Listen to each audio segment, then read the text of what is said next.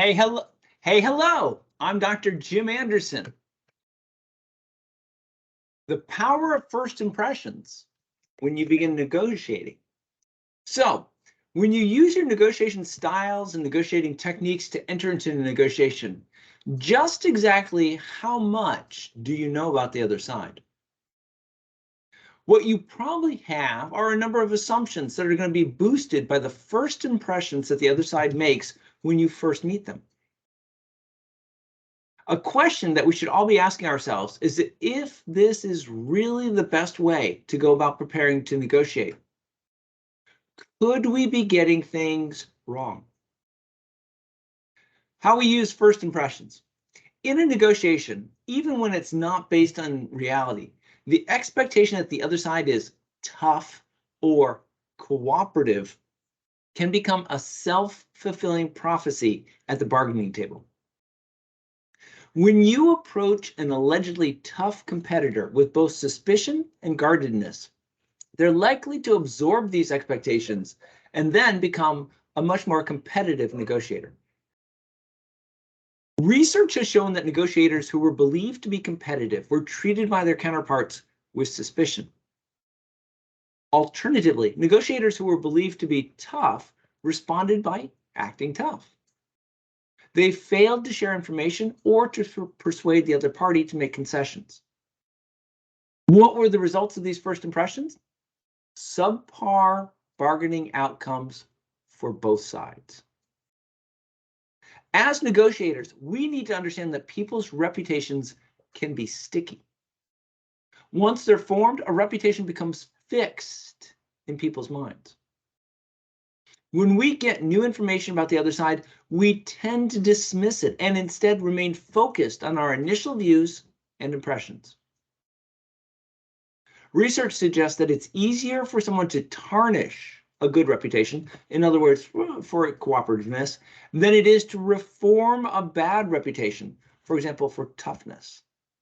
What this means for negotiators is that we have all the more reason to cultivate a cooperative reputation from the start and then strive to maintain it at all costs. What we need to be able to discern friends from foes in a negotiation. So how can we go out judging the other side? It's often surprising to learn that warmth and competence make up a full 80% of our judgment of others.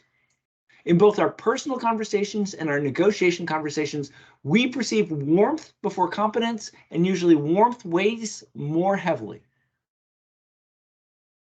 In certain conditions, such as hiring and promotions, however, we care more about competence than warmth.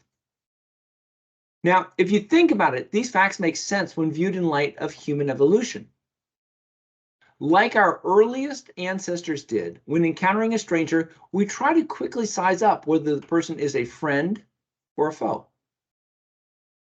That is, we ask ourselves, what are their intentions towards me? Intentions can be judged on a continuum ranging anywhere from warm to cold. Warmth encompasses traits such as trustworthiness, sincerity, friendliness, and kindness. Coldness encompasses opposite traits, from deception to cruelty. After determining someone's intentions towards us, we next assess their ability to carry them out. That's where competence comes in. We ask ourselves, is this person capable of harming me or alternatively helping me? We also try to find out how skillful, creative, smart, and confident they are. In negotiating conversations, will the other side react positively to your attempts to create value, or will they try to take advantage of your efforts? If the other side seems to care only about their own outcomes, how capable are they of grabbing the lion's share for themselves?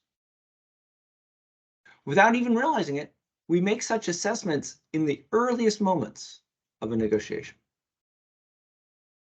What all of this means for you. When we're preparing for a principled negotiation, if we know what we're doing, we will do our homework. We'll study the issues and we'll study who we'll be negotiating against. What can come out of all this preparation is us forming a first impression of the person that we'll be negotiating with. First impressions can be powerful things, and our impression of the other side may cause them to transform into that person. When we believe that the person that we'll be negotiating with has some particular characteristic, they're tough, they're cooperative, then the person may transform into someone with those characteristics. Reputations can be sticky, and once we form them, we find them hard to shake. It turns out that the warmth that we feel from working with someone can go a long way in shaping how we feel about them. Once we think that we know how someone views us, we next try to determine how we feel they will treat us during negotiations. Knowing that first impressions can have such a powerful effect on us is the first step in learning how to deal with them. We need to be able to keep an open mind when we enter into our next negotiation.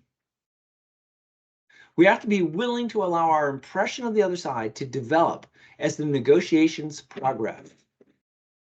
Use the negotiation to form your impression of the other side. Good luck.